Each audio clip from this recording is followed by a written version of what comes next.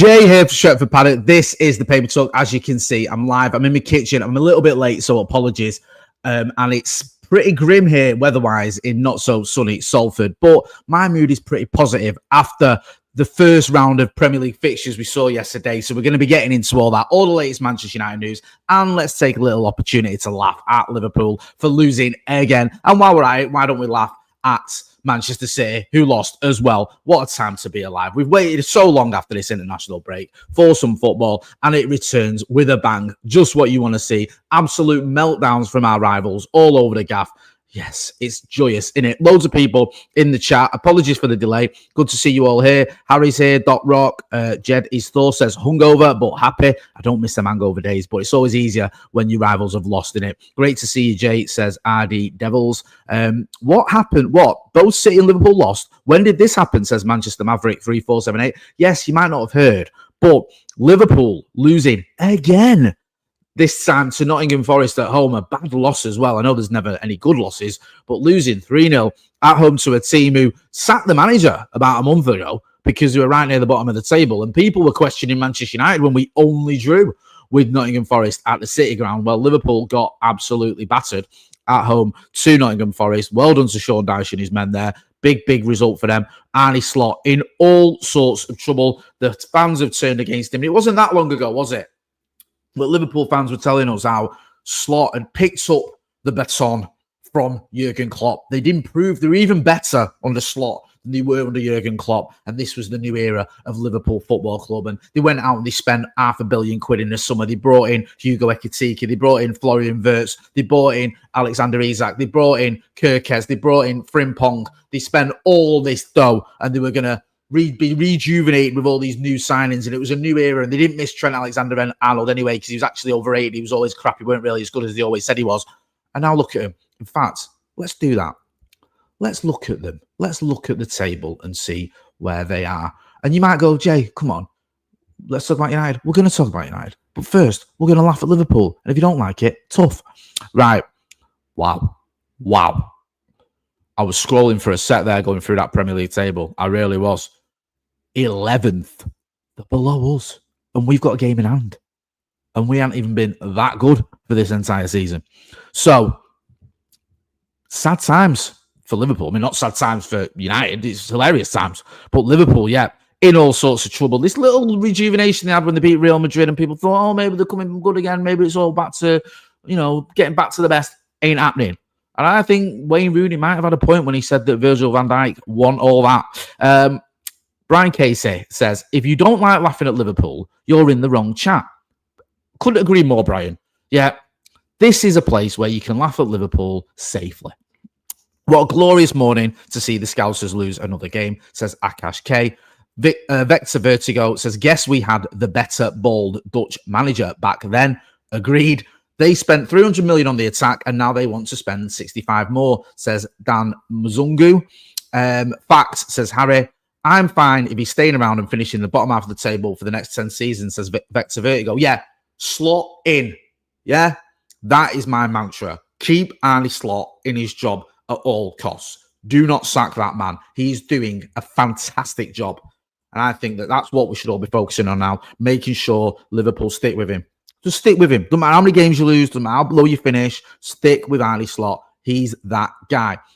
Liverpool floundering, and you'll have seen all the reaction, all the meltdown, all that good stuff. We love it. Inject it into my veins, as the kids say. Let's talk about City as well while we're at it. City, they're not going through the similar thing to Liverpool. Let's not pretend they are. They're still third in the table. They've still got 22 points, only 4 points off top, although Arsenal do have a game in hand. And there's a good chance City are going to be there or thereabouts come the end of the season. I'm making no bones about it.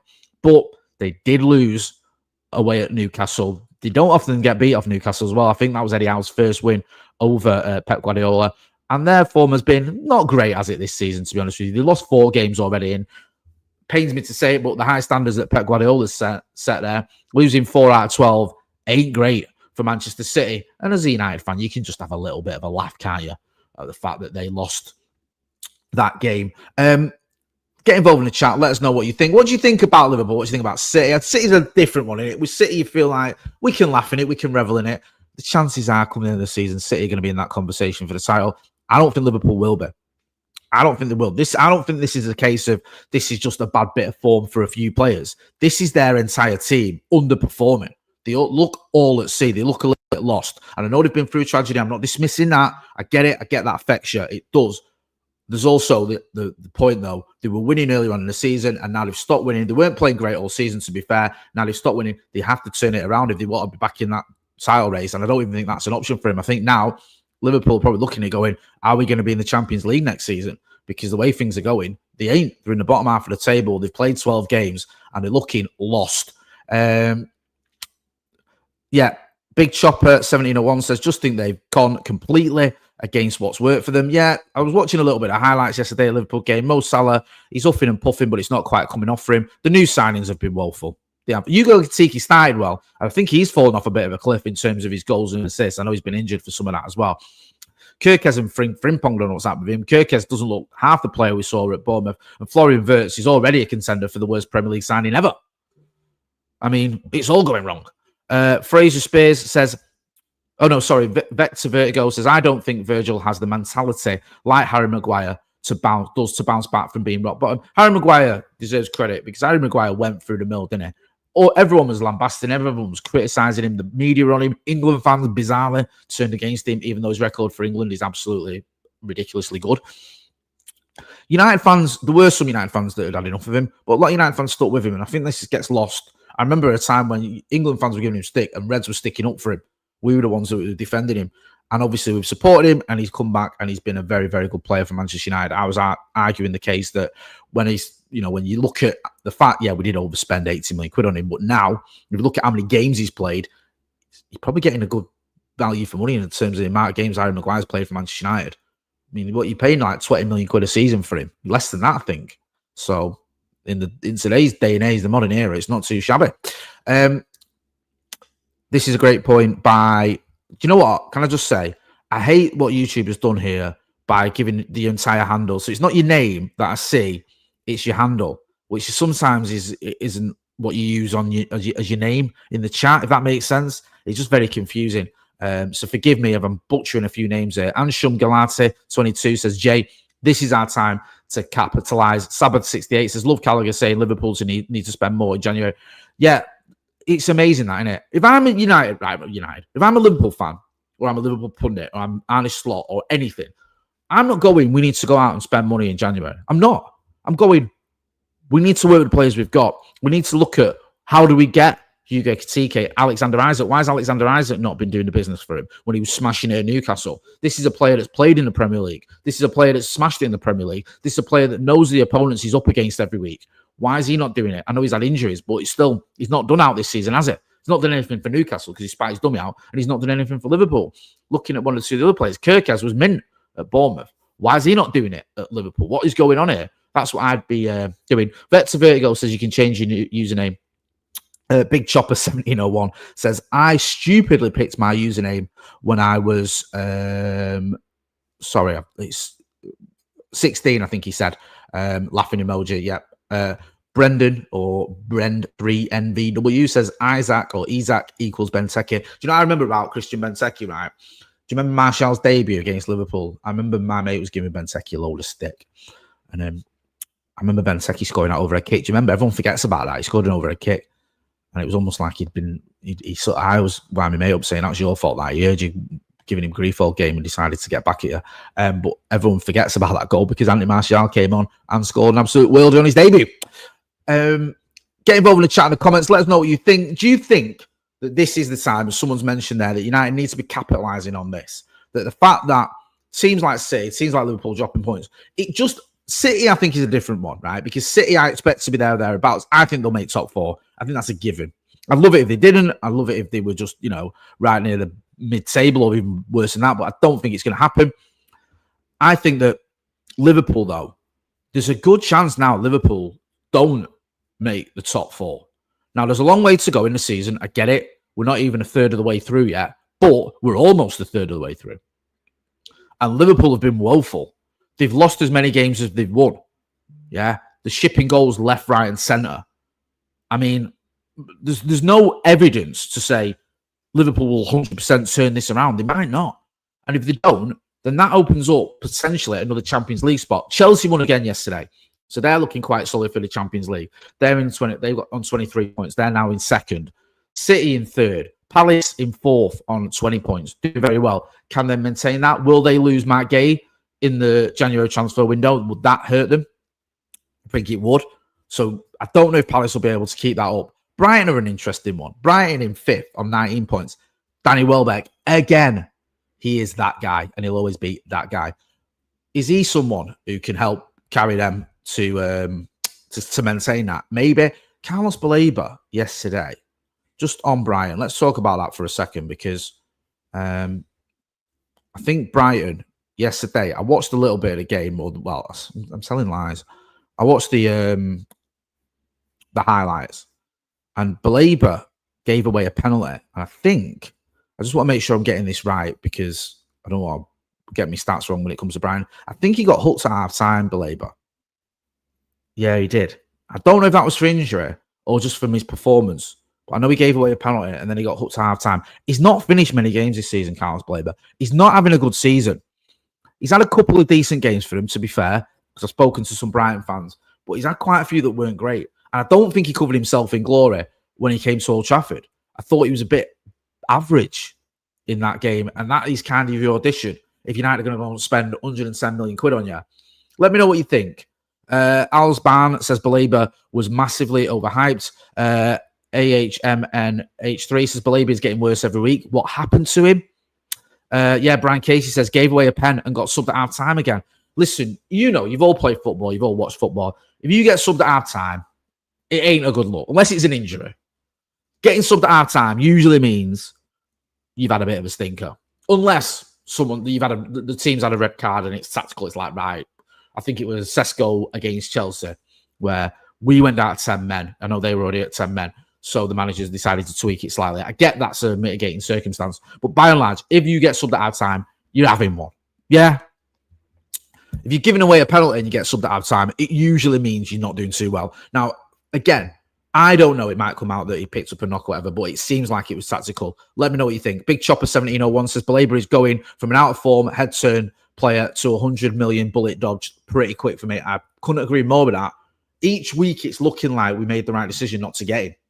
Or we were lucky not to get him. I don't think we decided not to get him. I think I think Brighton weren't ready to do a deal for him. I wouldn't get him unless he improves. Because Josh makes the point, Baleba's still 21, chaps. Not the finished article. Not a £100 million player in any world, but he's still got years of development in him. I agree with that. Right, Josh? You make a good point. And I think we're too quick to dismiss players who are in their early 20s. However, if you're asking Manchester United to part with 100 million quid for a player who's having a bad season, I think that's insane. I think it is. I don't mean you personally, Josh. I mean, if anyone is. I think it's insane. I think we need to see more from Carlos Baleba this season, if we're going to go out and buy him in the summer. He's got to have a good season this season to be worth 100 million quid. You can't buy a player who's had 2 out of 3 good seasons. It's just not on. Jamie Singh says if Baleba's head been turned has affected his performances, I worry that he might not have the might. He might not yet. I'll get my words out. He might not yet have the mindset to deal with United level pressure. I agree. I don't think you can ever understand or we can ever fully grasp how the difference in pressure at Manchester United compared to a club like Brighton. It's night and day. We've seen players go from Arsenal to United and struggle. And Arsenal, despite the fact that I don't like them, are a big club. You come to Manchester United, it is a completely different kettle of fish. If you come to Manchester United with £100 million price tag on your head, just the level of expectation there, the level of pressure there is going to be huge. I've just put a link, by the way, in the chat to our merch. Yeah. So you can see it there. Link to the merch. Got some merchandise for sale. Stretford Paddock store. The Christmas season is almost here. Could be a nice Christmas present for someone. Help support the channel. Top quality stuff. I appreciate everyone who's bought some merchandise already. Anderson is the one, said Jeddy's Thor. Let's go get him. He played well again yesterday. Obviously, that big win. I think he cleared one off the line. Had a good performance from what I saw on social media and from some of the reviews. He's doing the opposite of Baleba, isn't he? He's gone from someone who, at the beginning of the season in the summer, people weren't that keen on. He wasn't top of everyone's list. I think Baleba was. And now, because of the season he's having, people are going, he could be the one. He could be the guy we should go out and get. I think United have to be clever about this. Yes, you could say some players, their head gets turned. He's still a good player. He's still young. Baleba might end up being that guy. However, you cannot ignore his form at the minute. I don't think you can. I think it'd be very, very silly of Manchester United to just go, oh, he'll be all right. Just having one. Anderson was insane yesterday, says Sabbath 68.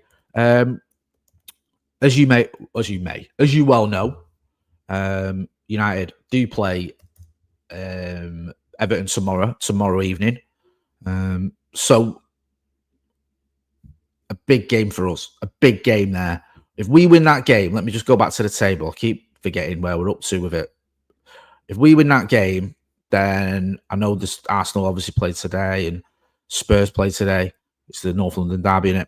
Villa played today as well, I think. If we win that game, we could be on 21 points. We're right in the mix. Regardless of what else goes on, we are right in that mix for top 4.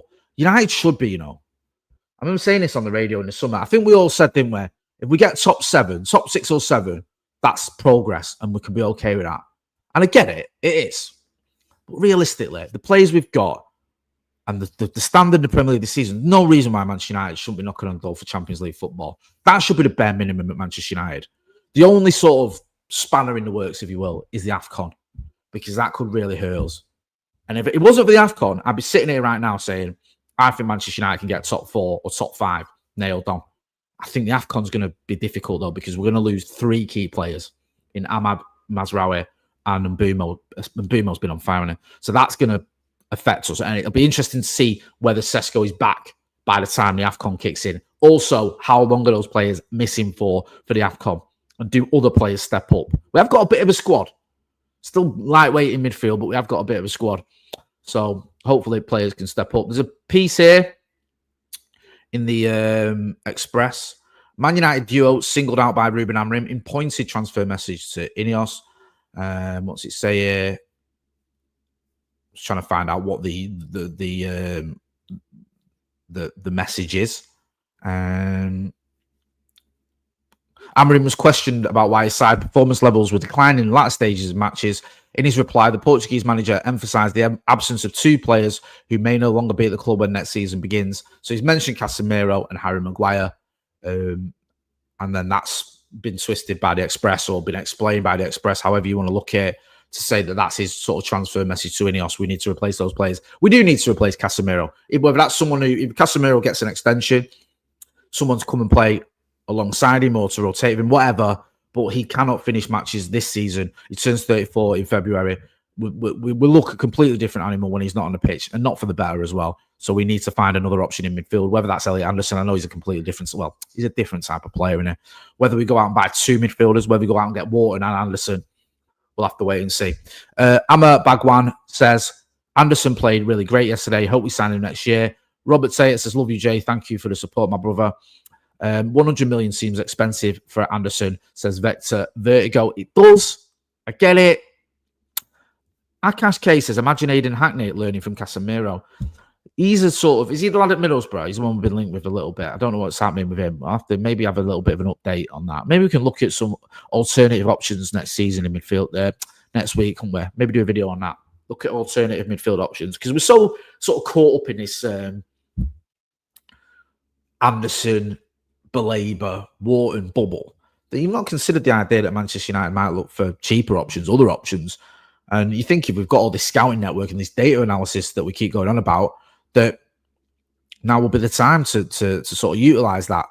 I'm going to leave it there. Thank you to everyone who got involved in the chat and comments. The rain is actually, it was pouring quite heavily a minute ago in sunny Salford, not so sunny Salford. Seems to have abated a little bit. If you've not done so already, go and check out the preview of tomorrow's game at Everton. Myself and Joe Smith previewed that game. So that's up on the channel. Plus, you've got the brew where we did a Q&A. It was me, Steve, and Joe on that. Also, you got all the other videos as well. Make sure you check out the merchandise. There's a link in the chat and in the description to there. Support the channel and get yourself some nice clobber. Maybe for Christmas or just anyway. There's some good stuff on there. Don't forget to hit like, share, and subscribe. I've been Jay Motty. This has been The Paper Talk. Thanks for watching.